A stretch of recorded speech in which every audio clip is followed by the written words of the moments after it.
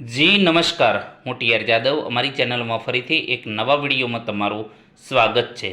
મિત્રો, આ વિડીયોમાં ખુશખબર છે. જીએસઆરટીસી ડ્રાઈવર મિત્રો ઘણા દિવસોથી રાહ જોઈ રહ્યા હતા, તો તેની આતુરતાનો અંત આવ્યો છે.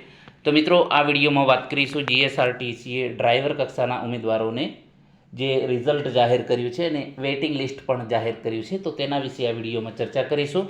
તો અહીં તમે જોઈ શકો છો, ગુજરાત રાજ્ય માર્ગ વાહન વ્યવહાર નિગમ, મધ્યસ્થ કચેરી રાણીપ, અમદાવાદ.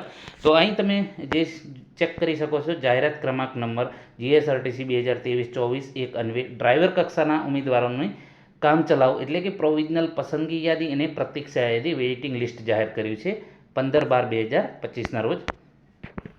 તો સૂચનાઓ આપેલી છે, તો તેના વિશે ચર્ચા કરીશું. તો કે આ કામચલાઉ પસંદગી યાદીમાં નામ જાહેર થવા માત્રથી ઉમેદવાર નિમણૂકને પાત્ર બનતા નથી. એટલે કે આ જે કામચલાઉ જે યાદીમાં તમારું લિસ્ટ, જે તમારા લિસ્ટમાં તમારું નામ છે, તો તમે નિમણૂકને પાત્ર બનતા નથી. બરાબર. નિગમ દ્વારા જ્યારે સ્થળ પસંદગી માટે બોલાવવામાં આવે તે સમયે નિગમ દ્વારા આપવામાં આવેલ પત્રના આધારે જે તે વિભાગમાં હાજર થતા સમયે સિવિલ સર્જનશ્રી સમક્ષ ઉપસ્થિત થઈ મેડિકલી ફિટ હોવાનું પ્રમાણપત્ર અને સંબંધિત પોલીસ સ્ટેશનના અધિકારીશ્રી પાસેથી ના વાંધા પ્રમાણપત્ર મેળવીને રજૂ કરવાનો.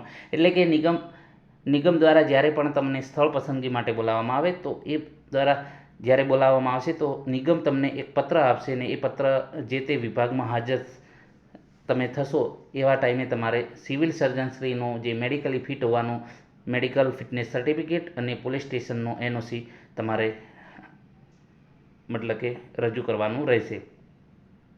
પ્રતીક્ષા યાદી પ્રસિદ્ધ થયા તારીખથી એટલે કે 15/12/25થી 2 વર્ષ સુધી અથવા તો તે પછી પરીક્ષાનું પરિણામ જાહેર થાય તે પૈકી જે વહેલું હોય તેના આગલા દિવસ સુધી અમલમાં રહેશે. બરાબર. એટલે કે 2 વર્ષ સુધી ચાલુ રહેશે અને જે વહેલું હશે એ પ્રમાણે.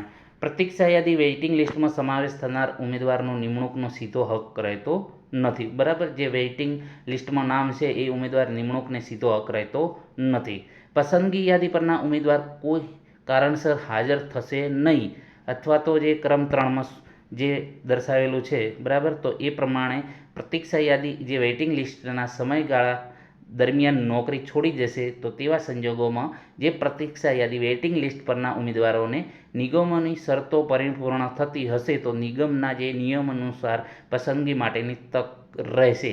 તે સિવાય કોઈ કારણોસર વેઇટિંગ લિસ્ટના ઉમેદવારોનો નિમણૂક માટે કોઈ હક રહેશે નહીં. એટલે કે જે પસંદગી યાદી જે ફાઇનલ જે પસંદ થયા છે, બરાબર, તો એ જે પસંદગી યાદીના ઉમેદવાર કોઈ કારણોસર હાજર થશે નહીં. બરાબર. તો પછી જે આપણે વાત કરી જે 2 વર્ષ જે પરિણામના જે વેઇટિંગ લિસ્ટ રહેશે, તો એ પ્રમાણે વેઇટિંગ લિસ્ટના સમયગાળા દરમિયાન નોકરી છોડી જશે. બરાબર. તો તેવા સંજોગોમાં જે વેઇટિંગ લિસ્ટના ઉમેદવારોને જો નિગમની શરતો બરાબર પૂરી હશે તો એ પ્રમાણે એનું પસંદગી થશે. જાહેરાતમાં દર્શાવ્યા મુજબ ઉમેદવારોની નિમણૂકના વિભાગ ખાતે ઓછામાં ઓછી 5 વર્ષ સુધી ફરજ બજાવવાની રહેશે. આ સમયગાળા દરમિયાન આંતર વિભાગીય બદલીનો લાભ મળવાપાત્ર રહેશે નહીં તથા વહીવટી કારણોસર બદલી કરવાની નિગમને હક રહેશે. ઉમેદવાર દ્વારા એક વખત વિભાગ ડેપોની પસંદગી કર્યા બાદ તેમાં કોઈ પણ પ્રકારનો ફેરફાર કરવામાં આવશે નહીં. નિગમના નીતિ નિયમો નોકરીની શરતો મુજબ યોગ્ય જણાશે તો તમને વિભાગ દ્વારા નિમણૂક આપવા કાર્યવાહી કરવામાં આવશે. વિભાગના જે રોસ્ટર પોઈન્ટ મુજબ જરૂરિયાત પ્રમાણે જે તે વિભાગ ખાતે વહીવટી દ્વારા બદલી કરવામાં આવશે. જે ઉમેદવારો દ્વારા જે બહારના રાજ્યની માર્કશીટ રજૂ કરેલ છે તેવા ઉમેદવારોની માર્કશીટની ખરાઈ થયા બાદ નિમણૂક આપવામાં આવશે. એટલે કે જે મિત્રો બહારના રાજ્યના છે, તો એવા મિત્રોની માર્કશીટની ખરાઈ થયા બાદ નિમણૂક આપવામાં આવશે.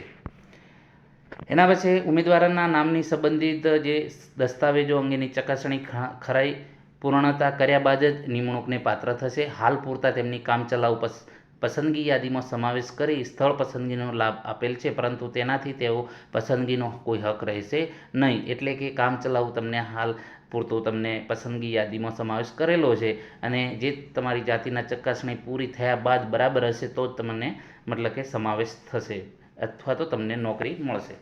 કામચલાઉ પસંદગી યાદી પર સમાવિષ્ટ ઉમેદવારોએ નિમણૂક માટેના વિભાગ સ્થળની ઓનલાઈન પસંદગી પ્રક્રિયા 17/12/2025 અને તારીખ 18/12 પૈકી કોઈ એક દિવસે કચેરીના સમય દરમિયાન પોતાના જિલ્લાના નજીકની નિગમની વિભાગીય કચેરી ખાતે રૂબરૂ ઉપસ્થિત રહી કરવાની રહેશે. એટલે કે જે કામચલાઉ પસંદગી યાદીમાં જે સમાવિષ્ટ થયેલ ઉમેદવારોને નિમણૂક માટેની પોતાના વિભાગને જે વિભાગની સ્થળની ઓનલાઈન પસંદગી પ્રક્રિયા 17/12/2025થી 18/12/2025 પૈકી એક દિવસે જે તારીખ આપેલી છે એ પ્રમાણે તમારા પોતાના વતનના જિલ્લાનો જે તમારે નજીકની વિભાગીય કચેરી ખાતે રૂબરૂ ઉપસ્થિત રહેવાનું રહેશે. એટલે કે જે તે પોતાના જિલ્લામાં જે વતનના જિલ્લાની નજીક હોય વિભાગીય કચેરી, તો તમારે ત્યાં જે છે ઓનલાઈન પસંદગી પ્રક્રિયા થશે. બરાબર. ઓનલાઈન અરજી પ્રક્રિયામાં અરજીપત્રકમાં અનુસૂચિત જાતિ, અનુસૂચિત જનજાતિ, સામાજિક અને શૈક્ષણિક રીતે પછાત વર્ગ દર્શાવવામાં આવેલ હોય તેવા ઉમેદવારોની જાતિ અંગેની ખરાઈ સરકારશ્રીની સમિતિ સમક્ષ કરાવવાની હોવાથી સદર વર્ગના તમામ ઉમેદવારોએ નિગમની વેબસાઇટ ઉપરથી સંબંધિત જાતિ અંગેનું ચેકલિસ્ટ ડાઉનલોડ કરી તેમાં દર્શાવેલ વિગતો ભરી જરૂરી પ્રમાણપત્રો જે છે સ્થળ પર અવશ્ય રજૂ કરવાના રહેશે. મહિલા ઉમેદવારો ઉપલબ્ધ ન હોય તો જાહેરાતની જે પ્રમાણે એ જે તે કક્ષાના ઉમેદવારોને પ્રવેશ ફાળવવામાં આવશે. કામચલાઉ પસંદગી યાદી પ્રતીક્ષા યાદી માટે જે તે કેટેગરીમાં કટ ઓફ આ પ્રમાણે છે. તમે અહીં જોઈ શકો છો કઈ રીતે ગણવામાં આવે છે. તો જે OMR લેખિત પરીક્ષાના ગુણ × 40/100 બરાબર, એના જે માર્ક્સ, પછી ડ્રાઇવિંગ ટેસ્ટમાં મેળવેલ ગુણ એના જે 60% બરાબર, તો એના માર્ક્સ અને કુલ મેરિટ 100માંથી A અને B બંનેનું ભેગું કમ્બાઈન થઈને એ તમારું મેરિટ બન્યું. તો અહીં તમે મેરિટ જોઈ શકો છો.